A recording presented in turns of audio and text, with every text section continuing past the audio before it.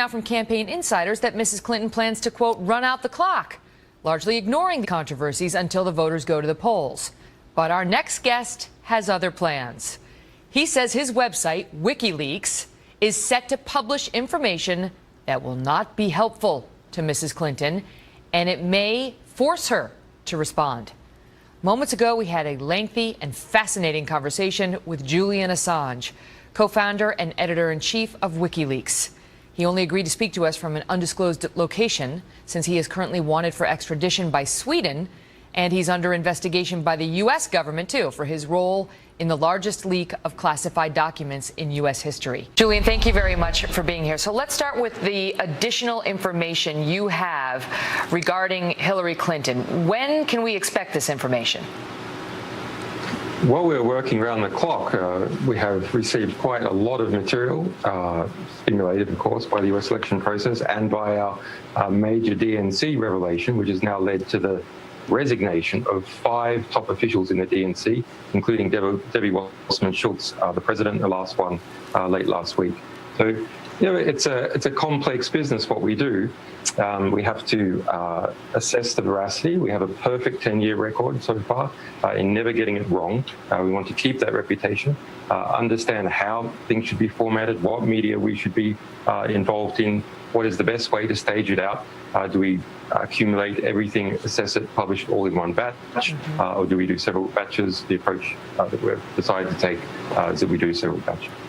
But give us a general sense. I mean, are we going to see it before the November 8th election? Yes, absolutely.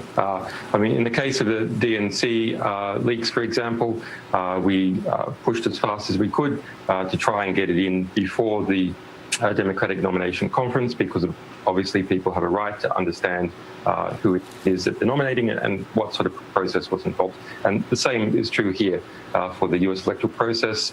People involved in that election have the right to understand who it is they're electing. Now, you've seen it, right? Can you tell us how significant you believe it is? I mean, compare its significance to what we saw released by WikiLeaks in July. Well, I don't want to scoop ourselves. We have a lot of pages of material, thousands of pages of material. So I have not read every single page. We're hard at work in doing that, trying to understand, etc. I don't want to give the game away, but it's a variety of different types of documents from different types of institutions that are associated with the election campaign. Some quite unexpected angles that are quite interesting, some even entertaining. Do you right now, according to the average of all polls, she's beating Donald Trump by 5.5 points nationwide. She's way ahead of him in most of the swing states, not all. Do you believe the information in your possession could be a game changer in the U.S. election? I think it's significant.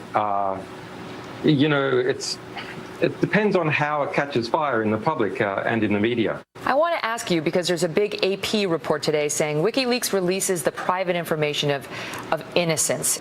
Well, it's a nonsense report. It's not by AP. It's not some big team at AP that put this together. It's by a single journalist, Rafael Seta, who has a conflict of interest. Have a look at him on Twitter. He's been campaigning against us ever since this DNC leak. I got to ask you about the U.S. election. As you point out, you're not an American citizen. You're an Australian. You're clearly not rooting for Hillary. But are you rooting for Trump? No. I mean, if we have good information on Trump, we publish that. If we have good information on Hillary, the Democrats, we publish that. I would like to believe that no media organization in the United States would not have published the DNC emails. But I don't think that's true, actually. I think MSNBC wouldn't have published them. I think the New York Times wouldn't have published most of them. And that's sad. There's incredible politicization in this election of the media. And it is a bit concerning, the allegations that by the Clinton campaign that everyone is a Russian agent are really disturbing. Why is that? Well, because bizarrely, Hillary Clinton, the Democrat, has positioned herself now to be the security candidate. She's powered up with the neocons responsible for the Iraq War.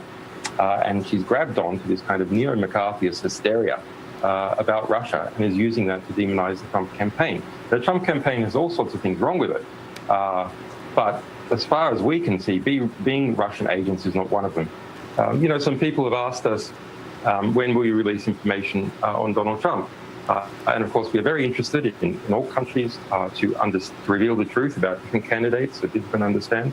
But it's really hard for us to release anything worse than what comes out of Donald Trump's mouth every second day. I mean, it's part of his charismatic appeal that he speaks off the cuff. But that's difficult for Donald Trump to overcome a lot of those things, even with a lot of great material coming out by WikiLeaks or other publications. Right, and you don't do the hacking, you just do the releasing. And there have been some leaks about our military, including one back in 2007 that was controversial. You guys released video of an Apache helicopter in Baghdad, and sure enough, the United States had killed 2 Reuters photographers, and some children were injured. And WikiLeaks, we saw that thanks to video that you guys released. But the military came out later and said it doesn't show the full context, and they say RPGs were found. Ground troops leader discovered 2 RPGs, an RPG launcher, a rifle where this group had been clustered. Look, we had a clear result. The US government had to admit in court under oath in 2013 that not a single person that it could find had been harmed as a result of our disclosures. Do you need to be more careful? What say you to the charge that these releases need to be screened better by WikiLeaks if you're going to do it at all? Well, let's back step. So what exactly is the allegation here? The allegation is that WikiLeaks is publishing too much true information. But private, private, confidential information. Half of that, we agree. We publish a lot of information, and it's had a perfect record so far.